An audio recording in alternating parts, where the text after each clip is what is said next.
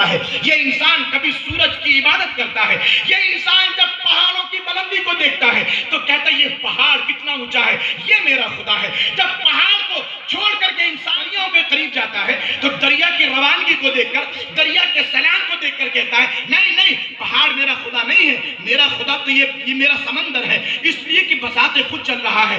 کبھی آگ کو خدا مانتا ہے، کبھی پانی کو خدا تصور کرتا ہے، کبھی چاند کو خدا مانتا ہے، کبھی سورج کو خدا مانتا ہے۔ اس انسان کا حال تو یہ تھا، اگر گھر میں بچی پیدا ہو جائے تو یہ انسان اس بچی کو اپنے ہاتھوں سے درگور کرتا تھا۔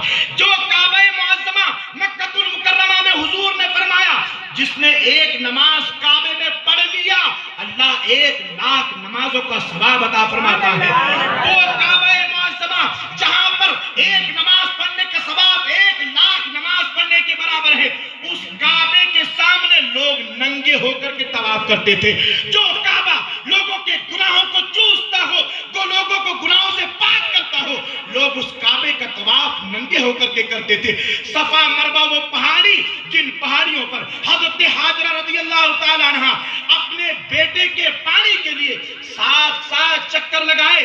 اللہ نے ان پہاڑیوں کو اس قدر مقدس بنایا کہ قرآن پاک میں فرمایا ان الصفا والمروہ من شعائر اللہ، صفا مروہ پہاڑی یہ اللہ کی نشانیاں ہے۔ صفا مروہ پر دوڑنے والا انسان گناہوں سے پاک ہو جاتا ہے، لیکن مکہ کا حال یہ ہے، مکہ والے اسی صفا مروہ پہاڑیوں پر زنا کے اڈے قائم کرتے تھے۔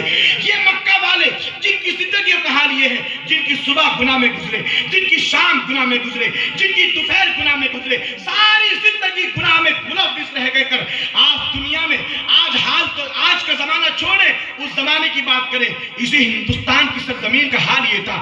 اگر ایک نوجوان بیٹی کی شادی ہو جائے، نوجوان بیٹی شادی کر کے شوہر کے گھر جائے اور قسمت سے اگر شوہر کا انتقال ہو جائے تو لوگ شوہر کی تو چیتا جلاتے ہی جلاتے تھے، ساتھ ہی ساتھ میں اس نوجوان عورت کی بھی چیتا کو جلا دیا جاتا تھا۔